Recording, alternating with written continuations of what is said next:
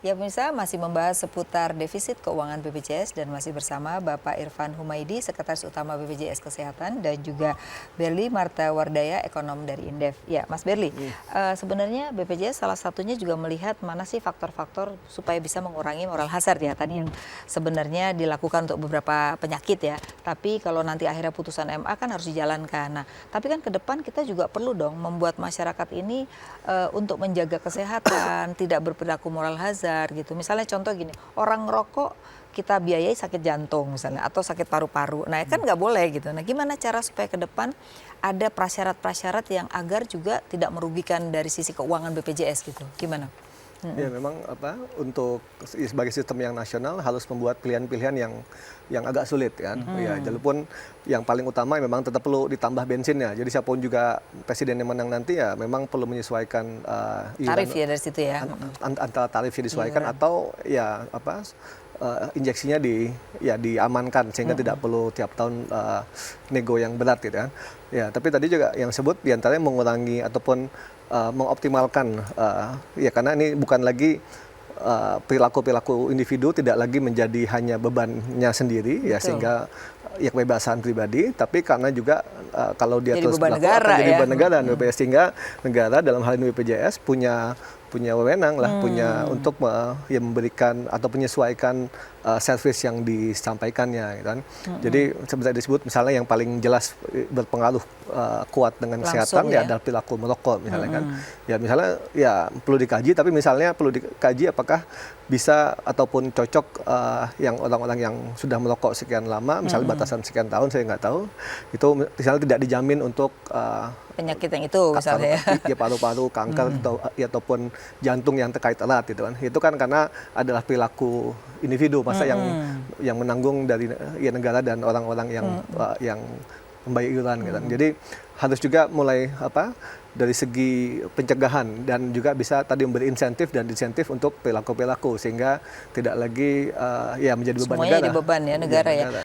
Ya, Pak Irfan, apa sudah ada kajian-kajian mengenai tadi yang dikatakan bahwa harus ada prasyarat agar orang tidak berperilaku moral hazard ya, sehingga ke depan ini kita lebih sehat juga penggunaan BPJS-nya dan masyarakat juga lebih bisa menjaga kesehatan. Karena kalau kita biarkan ke depan sudah diberikan dari cukai rokok, tetapi ya orang tidak berperilakunya tidak berubah gitu. Gimana? Ya, kalau tadi menarik ya terkait dengan gaya hidup, rokok dan sebagainya, memang agak punya tantangan tersendiri kalau kita mengatasinya di hilir.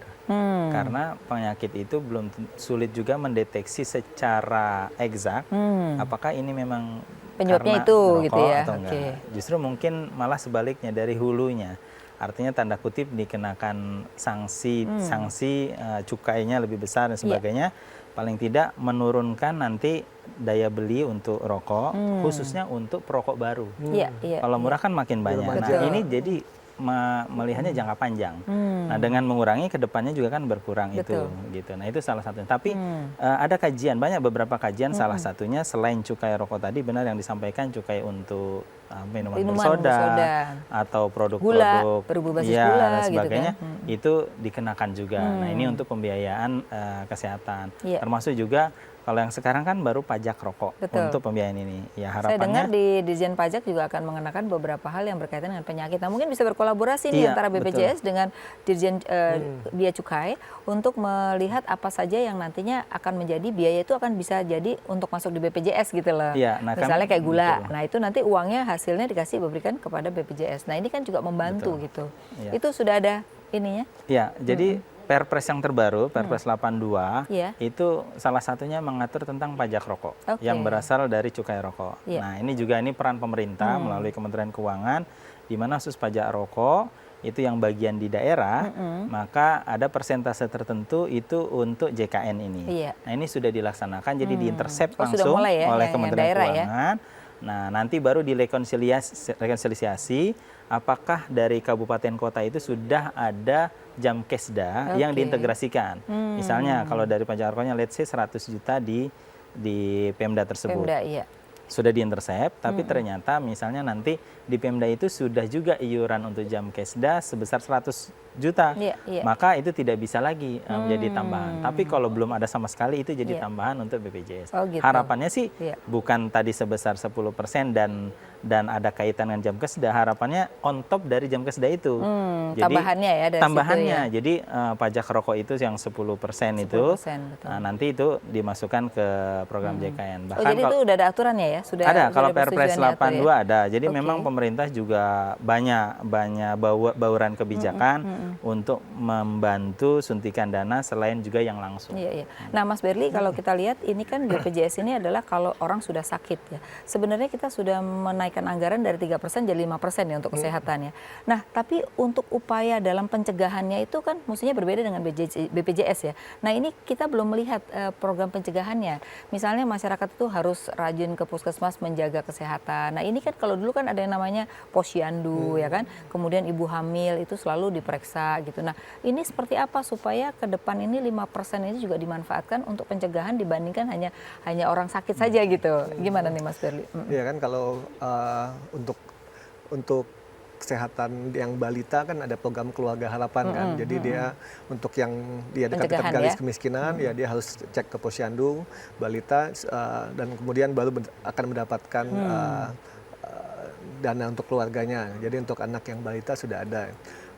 Kemudian yang perlu yang tadi saya bisa tambahkan sepertinya untuk di sintaks tadi ya. Jadi supaya setelah gede perilakunya juga perilaku yang sehat ya. Jadi hal-hal yang tidak dilarang ya seperti narkoba itu kan dilarang. Betul. Tapi yang rokok, Yang sehat tembakau, apa sih? ya ini dan mungkin lagi dibahas ini untuk gula, ini kan mempengaruhi kalau konsumsinya berlebihan akan mempengaruhi kesehatan. Ya. Makanya memang ya karena kita lihat juga saat ini sudah jadi bagian dari sistem kesehatan nasional, bukan lagi hanya tanggung jawab individu. Tanggung jawab individu ya mau makan gula terus, mau ngerokok, mau ya minum-minum ya itu tanggung jawab karena ya kan yang merasakan diri sendiri plus keluarga. Tapi Jangan sekarang dibebankan kan ke negara juga gitu jadi ya. beban negara Iya, gitu iya, sehingga semakin layak untuk mengenakan tarif cukai yang lebih tinggi ya untuk tembakau, untuk ya minuman keras, alkohol sama tadi gula itu. Nah, ini saya kira harus ada kolaborasi erat antara BPJS yang sudah dapat datanya berapa sih dampaknya ke kesehatan dengan ya Kementerian Keuangan khususnya Badan Kebijakan Fiskal BKF. Ya, betul. Nah, Pak, kalau Pak Irfan kalau kita melihat nanti saya akan tanya mengenai kalau tadi perilaku moral hazard ini kan mestinya kalau asuransi itu diperiksa dulu kesehatannya, ya kan? Kalau BPJS kan enggak, pokoknya kita bayar aja. Nah, ini kan juga menyebabkan akhirnya kita nggak mendeteksi dulu sebenarnya orang yang bayar segitu itu penyakitnya udah punya apa belum. Kalau asuransi biasanya nggak mau kalau udah punya penyakit kan, atau preminya ditinggikan. Nah, seperti apa kita harus break dulu ya. Pemirsa jangan kemana-mana, tetap di Economic Lounge with Ise.